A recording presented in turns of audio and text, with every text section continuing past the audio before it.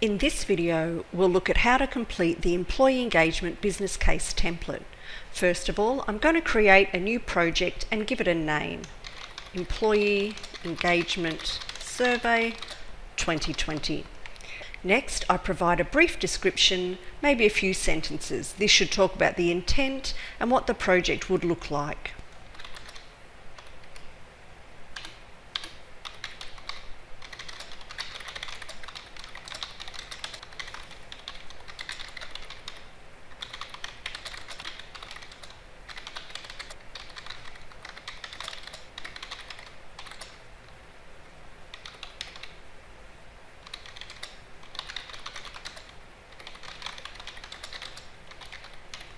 In this instance, I've created a project description that says an employee engagement survey will be developed and implemented to gauge staff attitudes and identify employee engagement strategies for 2020.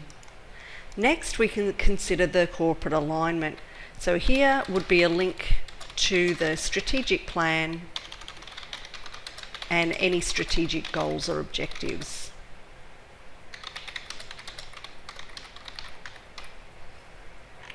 Next, you provide a background. So these are the reasons behind the proposed initiative.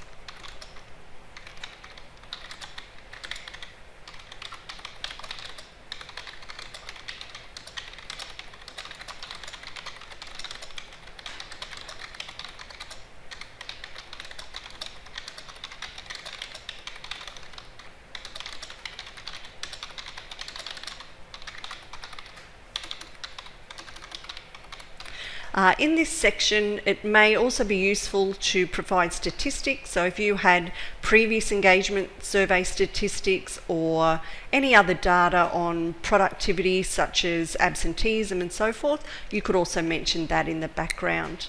The key business drivers will come from the strategic planning documents, but a business driver is the main thing that is a success factor for the business, why it exists. Next, we list the organisational benefits. These benefits are to your organisation, and I'll think of a few examples.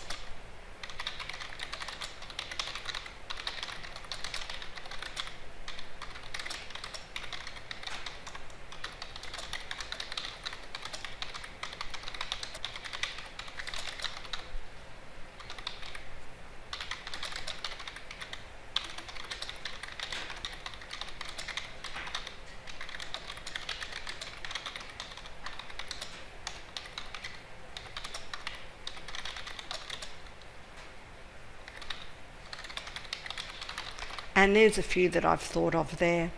The deliverables are what you would actually deliver on the project. So looking back to the description, it's talking about the survey being developed and implemented. So here, one deliverable would be development.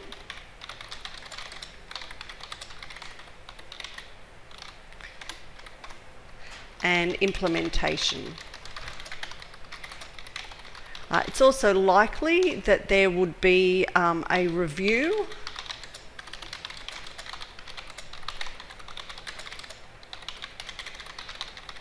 and the identification of some strategies. This might come in the form of a report.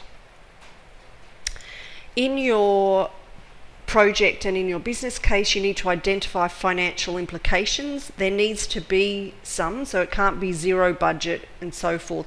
So you can think about the potential costs associated with wages. So I could put here one full-time staff member and time frame for say 3 months, and I might price that at say $20,000.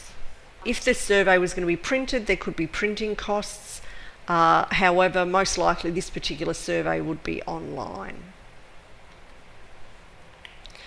So here we would put the start date. So I'm going to make my start date the 1st of March.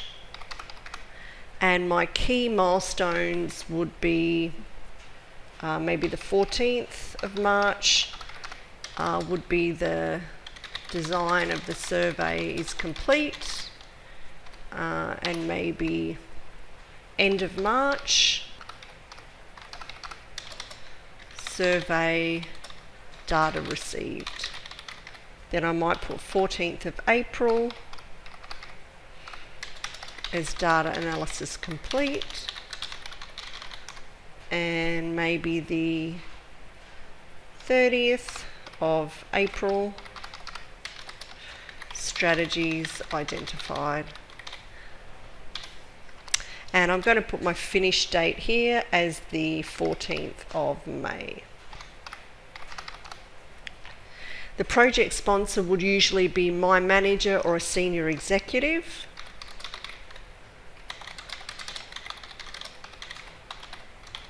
In this instance, it will probably be the HR manager or HR director. You may or may not have a business lead. Sometimes, again, this could be your manager, particularly if a more senior executive is a project sponsor. When you need to, or when you are submitting this, so I'm going to submit this 15th of February, and then the project sponsor would sign it.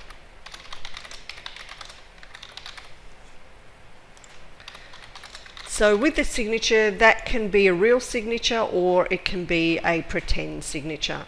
So that's the completed template. So going through, we have a project name, we have a brief description that sums up what the project's about. We've gone to the strategic plan or any other strategic documents and identified why this particular project and its output is important to the organisation. We've provided a bit of background. As mentioned, try and have stats if you can. Key business drivers would be the reason that AEC or the business exists. Identify some key benefits, look at the key deliverables, what you're going to hand over or produce or the output. Come up with some sort of financial implications. So at minimum it might be a staff member, but there may be other costs. Here with the expected time frame, remember to include key milestones and progress dates. So don't forget to put the dates in, and all the sign-off information at the bottom as well.